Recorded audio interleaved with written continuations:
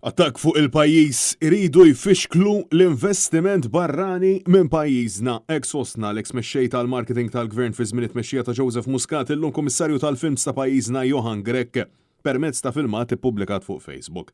Ironikament il-messaġġ tiegħu ma kienx ippubblikat fuq il-paġna tal-Malta Film Commission iżda fuq il-paġna tiegħu għaliex din għadha hacked wara xahar.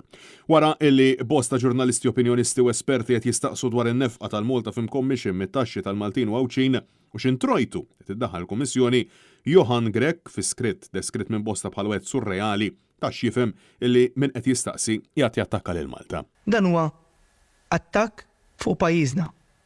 Attakk motivat biex igerrex l-investiment barrani minn pajjiżna. Wa kompla billi beżza lil ħaddiema li jekk ikomplu jsiru dawn id-domandi se jispiċċaw jirreġistraw daqs li kieku mhux domandi leġittimi li huma obbligati jsiru daqs kemm hemm obbligu illi jiġu mwieġba.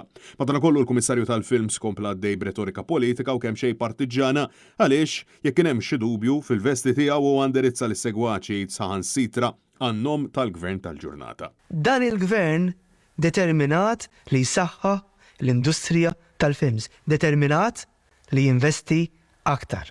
Għallaqstant wara dan l-speech NetNews bat sensiela ta' domandi lil Grech permezz ta' email fejn bil-premessa li dawn il-mistoqsijiet ma kienu bl-ebda mod intiżi biex isir xi attakk fuq il-pajjiż, staqsejna dwar kemm ħolqot impjiegi full-time il-Malta Film Commission f'dawn l-aħħar 10 snin, kif ukoll kemm ġie jiswa l-Mediterranean Film Festival organizzat aktar kmieni dan is-sajf u kemm ġew jiswow il-Malta Film Awards organizzati sena l-oħra.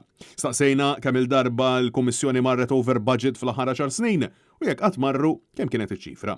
Għan-nom ta' trasparenza staqsejnieh kemm hija l-paga tiegħu kif ukoll min qed jagħmel tajjeb għall-ikliet, laqat, festini u safar tal-Kummissjoni fil-waqt li staqsejna kemm qed jammonta dan kollu. NetNews staqsa wkoll għalfejn il-kumpaniji lokali benefikaw biss minn 6 miljun euro fl-aħħar 5 snin fil-waqt li dawk barranin daħlu 137 miljun euro minn dawn il-fondi. Staqsejna wkoll kif jippretendi li l-poplu jafdaħ bin-nefqa ta' miljuni ta' euro minn flusu meta lanqas kien kapaċi joffri serħan il-moħħ fuq sempliċi paġna ta' Facebook.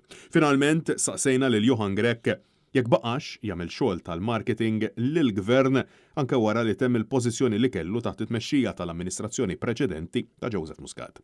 Sa issa ma rċevejna ebda risposta bil-muta assoluta.